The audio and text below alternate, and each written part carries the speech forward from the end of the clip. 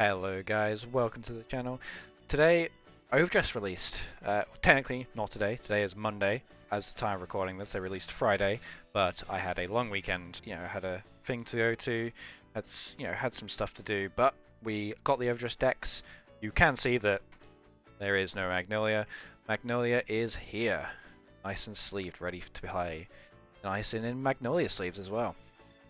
My friend came over, so wanted to play some games, and I couldn't get the sub ready, so decided to just play. We're gonna just not really spend too much time opening them. I mean, I've seen it all before, but I thought I'd give you my opinions on the decks as we go through them, and sort of how they are from just the star decks alone, and how they sort of increase with support. So let's get right into it. So obviously, Magnolia. We'll start off with Magnolia, because it's already open, and I've already sleeved it. So, Magnolia obviously is a nice little deck. It's all about multi-attacking, up to 6 attacks a turn if you Persona Ride.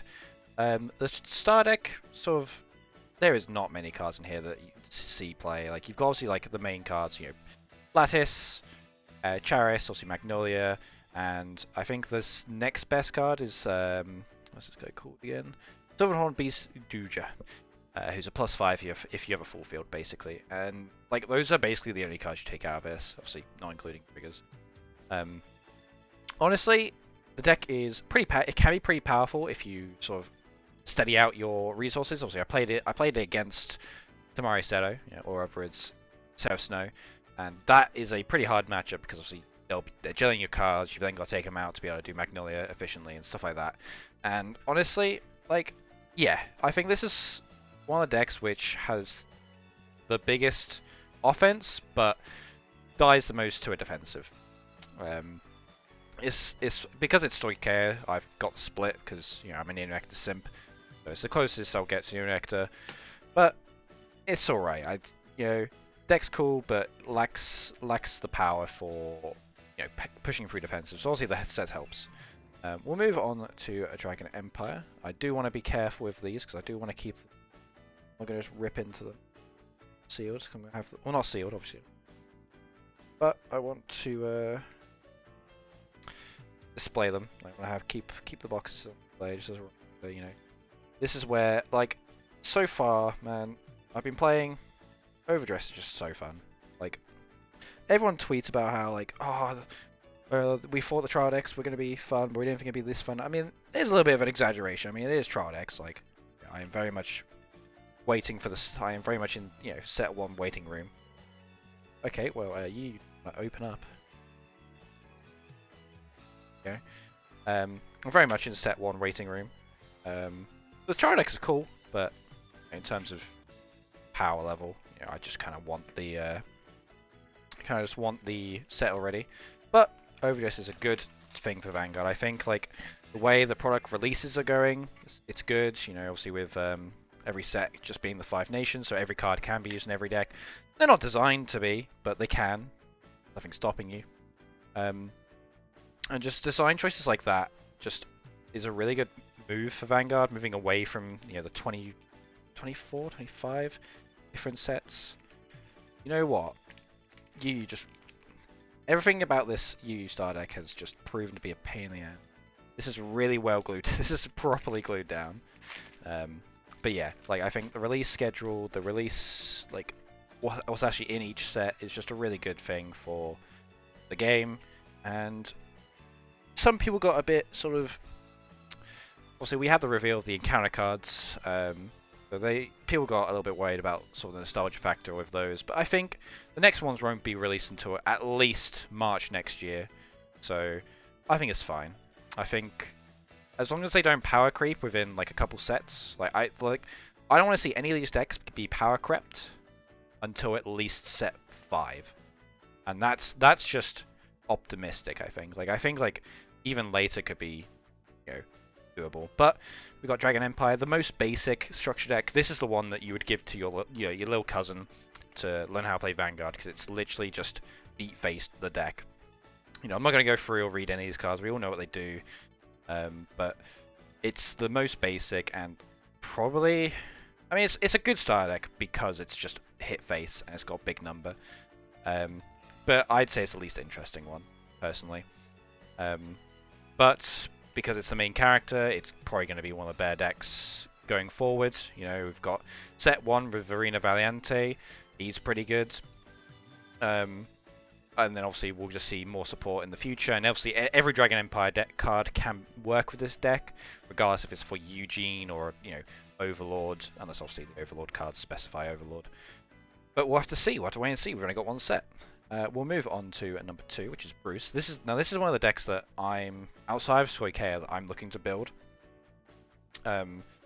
Because it looks pretty fun. Like, I like combo decks in Vanguard, and you don't really get combo decks in Vanguard. Like, Neo Nectar was kind of like a combo deck, because you would just sit there, shuffling a deck like 50 times, and then doing something. And by doing something, I mean doing nothing, because that's how Neo Nectar worked. You do a whole lot of nothing, basically. But Bruce, especially with set 1 support, is a big combo deck. You've got big potential for, like, obviously you can use the soul to grab cards out with what's it called?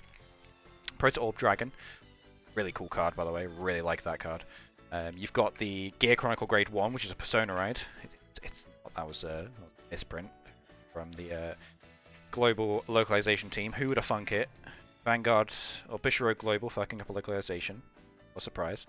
But that's also a good card, you know, on play Soul Charge 1, and then just once per turn you can Soul Blast free and draw 1. You know, that's pretty decent. You can Soul Blast some excess cards in Bruce and draw a card. You can even do it in Barra Magnus. It's not really recommended because you kind of want the 15 soul, but it's an option.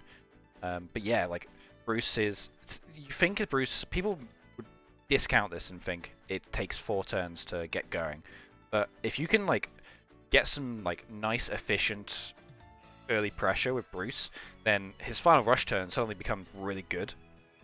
Like, it becomes real big pressure when they've had... If you've already got, like, some... You've made some magic numbers. You know, video on Different Fights channel about magic numbers. It was a really good video, actually. If you can make the magic numbers by not using many cards from your hand, especially with like cards like Colossus and Brother's Soul, Brother's Soul sort of fueling Bruce, it's just really good. It's got, you know, it's got potential, and obviously with set 1, with what's it called? The Grade 2. I'll put it up on the screen here. Which on stand gives itself a crit and obviously gives itself 5k if it's in Final Rush. It's really looking good. I've seen some people play some of the Barra Magnus Ride line cards, actually, Ride deck cards with it, to sort of help in that early turn. So, we'll have to see how that develops. The important thing with Festival Collection being the first sort of extra set we've gotten, is that not a lot of the cards were actually very good. I'm not gonna lie to you. I read the cards, and the best ones I read were a Stoikea one, which is like on, I think it's like on hit, add a grade 3 from your drop zone, so it's good for Magnolia. It's good for Magnolia because you can add the Magnolias back after soul blasting them. And then you've got the Brand Gate one, which is on hit, imprison free from drop zone, which is really good against Sorga, but realistically, it's not going to hit. But that's not the point. The point of the card is to add pressure. So, like, they have to guard it. Because imprisoning free is pretty good. You know, it's... People discount this thinking, you know, it's a control deck. You know, controlling the flow of the game with the rear guards. But if you can get excess prison, like, that just means that on subsequent turns, you don't have to, like... On subsequent turns, you don't have to use as many cards to get you free. The whole point is having Seraph Snow have free imprison and triple driving every turn. But we'll talk about Bastion now. Now, Bastion is, and was, I think, most predictably, the best deck. It's... I don't know if I'd say it's the best structure deck. Or the best... Are these called structure decks or tri decks? Oh, they're called start decks. Okay. Sorry, those are structure decks. Yu-Gi-Oh! Trial decks were pre-Overdress. And obviously these are start decks. But yeah, I think it is maybe the best. I think it is still the best best star deck. But I think obviously it just goes on to be the best deck in the format. I think from looking at tops so far, it's got one of the biggest representation. It's got the best win rate. I think we could all see that coming. Like Bastion just says, you know, on drive check, if you drive check grade 3, discard 1, stand 1. And also it doesn't have to stand a grade 3, but if it does stand a grade 3, it gains 10k. Oh no. No, I just do not know how to read cards. It's just drive check a grade 3, discard 1, stand 1, give it 10k. And like, well, see, your grade 3s are already 13k. Sorry, no, 15k because of Bastion's skill. So they're hitting magic numbers on grade 2 turn. And obviously, like, plus 10k makes them 25. That's a magic. That's not exactly a magic number because the magic number will be 23. But doesn't, you know, for Bastion matter. But boost it with something like Rooks. That's now 35.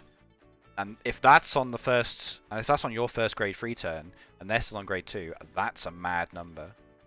And obviously with the Care Sanctuary over trigger, you know, that could get out of hand. They've got really good options for draw. Obviously they've got Alden, which, you know, calls a grade 3 you're already calling anyway, and then draws 2. It's literally just a replace card. Like it just digs for 2 cards. As well as some of the orders. Like some of the orders are like, they're not necessarily good out the box. Like you've got the I don't know what they're all. It's like Holy Sword of Divine or something. I'll put it up on the screen. But it's Soulbuster grade 3 and spins 2 rear guards. Like spins a column. Now that is not necessarily good, but it's got the potential to be good. Like if the format turns into a really rear guard heavy format, like let's say Magnolia gets some support that absolutely breaks it. You're going to want those cards. And it's a card that, like, because of the ride deck, it means that your deck building can really benefit from, like, these cards that don't always work, but you still want to play them. Because you no longer have to worry about a 1, a 2, and a 3.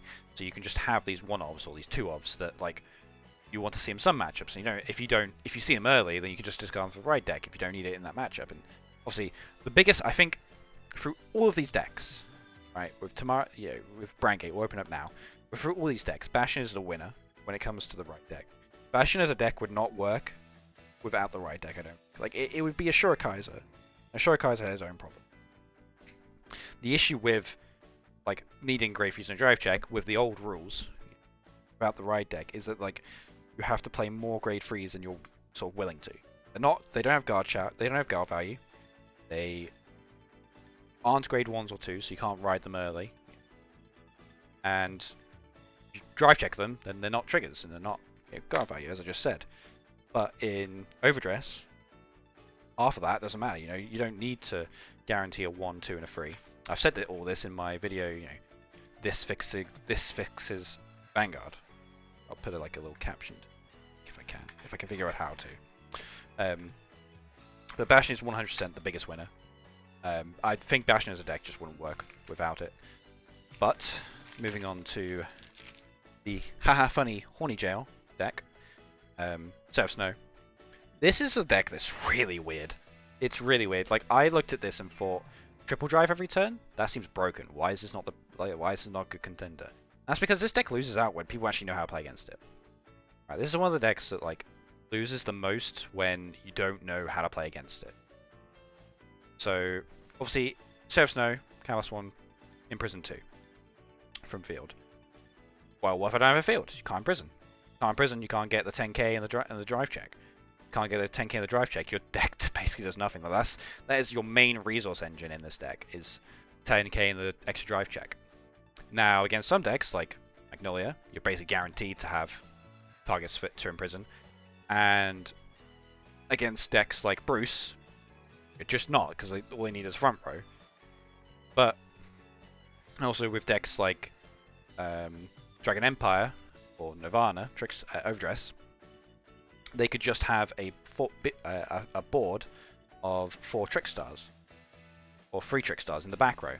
Yeah, so you can't imprison them, and they're still potentially doing it a little bit, and they just wait until they can push. But it's going to be an interesting one. I think if they give this more options to bind from other places, like the Fire's Collection card that binds from Drop Zone, then it gets a bit more consistent. And if it gets more consistent, then it gets more powerful. I think out of the structure decks, or sorry, not structure decks, that's Yu-Gi-Oh! Start decks. I think if I had to rate them, I'd go with Bastion being the best one. With I probably would say either. I think either one of these two next, basically. If we've got tiers S, A, B, what's the alphabet? C, D, E, because there's 5. It would go like S tier, sort of. These are the A tier. I put these at the B tier. Like, I don't think any of these decks are really underwhelming. I think they're all good in their own right. I don't think any of them actually go below B tier. Obviously, with set cards, some do. But I think for how much you pay for these, they're $4. Do not pay extortionate prices.